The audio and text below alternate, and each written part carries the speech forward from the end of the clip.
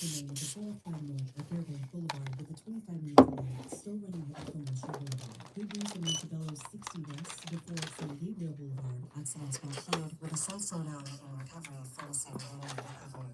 remains heavy over in West LA, over 15 minutes on the 10 East between the 405 and San Pedro Street. In Baldwin Park on the 10 Gonna be a real last topic, so I'm curious to hear what you got to say about this one. This is quite interesting. I knew you would like it. Only because I feel like I can relate. Me and my girl last fifth we had was just about this. Bro, I knew you would like it.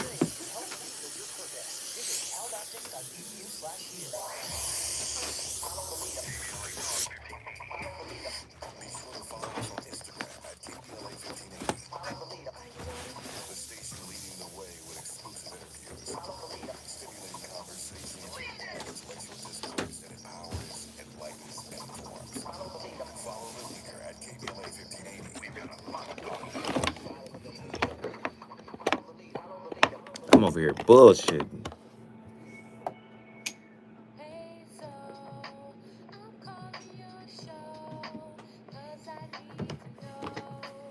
Y'all hear Andy cutting up? Okay, hold on a second, Keisha. Just let me ask Ronald exactly what's going on because it takes two to tango, and I need to hear his side of the story.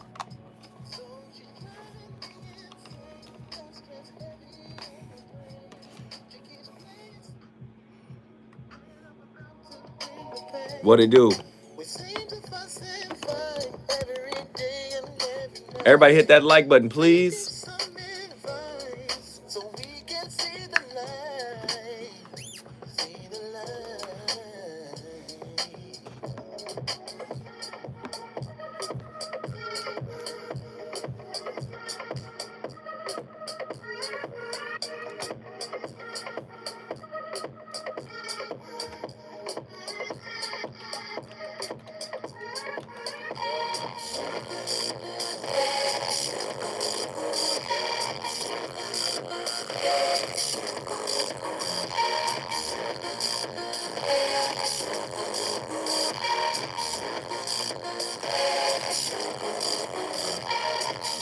Otara, Iwoki, Alaje,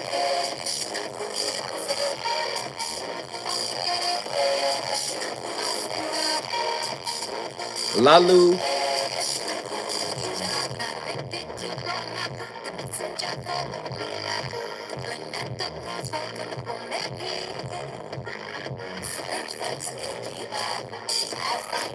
Please hit the like button so we can get in the algorithm. It's important. Everybody, please hit the like button. It's too few people in here for it to be such a lag. 15 people, 7 likes. Let's get it. Let that ass you out.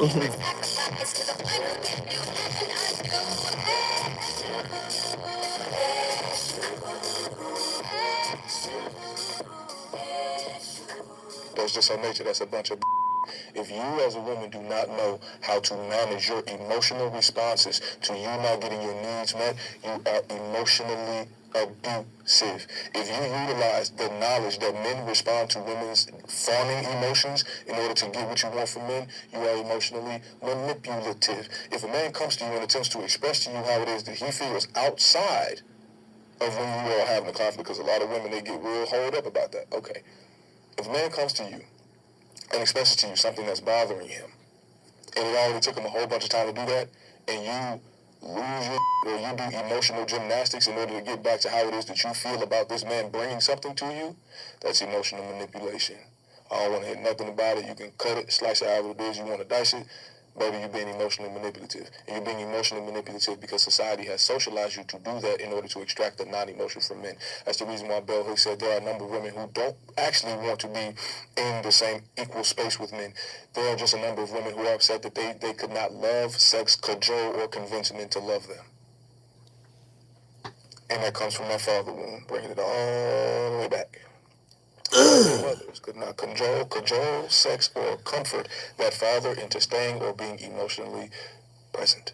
Oh, no. Here we go. Here we go. Ladies and gentlemen, the voice of reason is back in the building. You already know what it is. I had a nice weekend. And of course, I've got to keep the pressure. I've got to keep the pressure up. You know, it's interesting.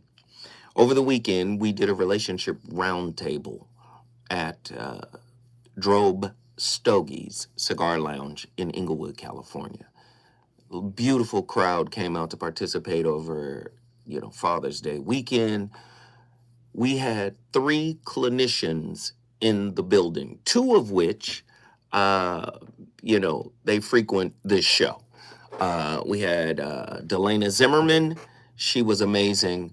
We had Dr. Pakoya McCall, Dr. P, my god sister. She was amazing.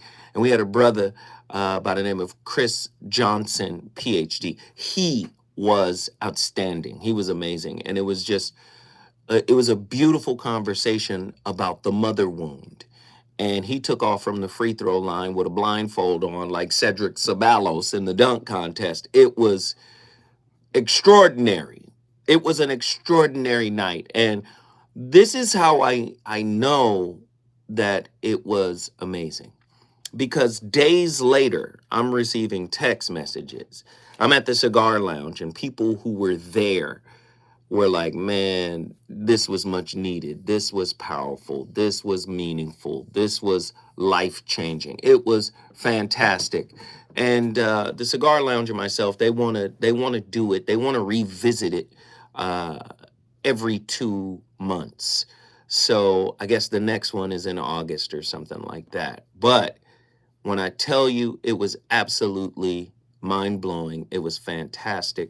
And really the impetus for tonight's topic. Is it unsafe for a man to be a work in progress / human within relationships? Is it simply impossible for men to be flawed in relationships? The brother Chris Johnson, PhD, I got to give him his props, from the Midwest, been through hell and high water, was very transparent, talked about his mother wound, talked about how wounded he was and the reason for why he got on, this education journey. And he immediately started it off by saying, women have a built-in victimhood card in America, and it allows them to be safer in relationships because men have to sort of walk on eggshells. It was very interesting the way he framed it, and it made me want to go even deeper, And he talked about how women have sister circles. He talked about how women are supported via family members and, all of that. And he was like, really, men don't have a place or a space to be flawed. They have to show up doing. They have to show up providing. They have to show up protecting. They have to show up winning. They have to show up integrous. They have to show up disciplined. They have to show all these things men have to show up as. And he was saying, and he gave an analogy about, him being a therapist. He gave an analogy about how a mother was abusive to her children and how the court looked at it slightly different because of her circumstances. Oh, she was a single mother. Oh, she had low education. Oh, she didn't have the resources. Oh, she was doing it by herself. All the pressures of being that, this, that, there. And so much more lenient towards her. And he was like, men don't have that card in this society. And in relationships, in intimate relationships, if you're a man, call in tonight, 1-800-920-1580. This show is for you. If you've made a mistake in a relationship and have never been forgiven for it, if you made a mistake in a relationship and was never redeemed for it, right? As a matter of fact, your mistake led to the end of the relationship. There was no redemption for you. This is your show tonight. Relationship sanctuary. Is it unidirectional? Or shouldn't it be bidirectional? Right? If it's a sanctuary for her, it should be a sanctuary for him. 1-800-920-15. I'm just interested to hear from y'all and how you live with yourself and how you have to keep winning. Right? Ooh, Lord. Relationship sanctuary, examining the necessity for male safe spaces within intimate relationships. Can men be vulnerable in their relationships? Now, according to Shaquille O'Neal, no. Shaq was like, that's the biggest mistake a man could make, is opening up and being vulnerable. I've experienced it. You know, I'm wrestling with bad choices and decisions that I made, but because I love this girl, because I love her, the pent up frustration and disappointment in myself is welling up, and I gotta talk about it. I gotta say something. And then when you apologize or the apology becomes weaponized. Men and women, this is your show tonight. I want to talk to you. True or false? If a man can't be vulnerable in his relationship, he cannot be authentic, i.e., real. Let me read it again. True or false, right or wrong, agree or disagree. If a man can't be vulnerable in his relationship, he can't be authentic. How many men out there feel like they can't be their true selves around their woman? Unapologetically the truth, unapologetically real, how you really feel. I want to hear from you brothers tonight, 1-800-920-1580. How does societal conditioning and traditional gender roles contribute to the fear that many men have of being vulnerable in relationships? In what ways can the teachings of spiritual leaders like one of my favorites, Paramahansa Yogananda, influence a man's ability to open up and be vulnerable in his relationships? How can the concept of being a work in progress be viewed as a strength rather than a weakness within the context of intimate relationships? Sometimes when a man is vulnerable, he's seen as soft. Is that not a stereotype that many men have been conditioned to thwart since childhood? Being a work in progress, being vulnerable. Nah, we got to come through as the dude every single time. Correct? 1-800-920-15. I want to know what you think. What role does self-awareness plays in a man's willingness to show vulnerability and embrace his human flaws within a relationship? Is your woman concerned about encouraging you to overcome your flaws by being forgiving and nurturing of those flaws? Or is she more concerned with the resources you bring to the table? Sex, meals, travel, fun, protection, money. Is she more concerned with what you can do for her than how she can assist you in getting past your wounds? A cheerleader, so to speak, a psychological cheerleader. Does she show enthusiasm for this? Is she interested in cheering you on and raising you up? Or is that your mama's job? 1-800-920-15. Oh, this is going to get deep.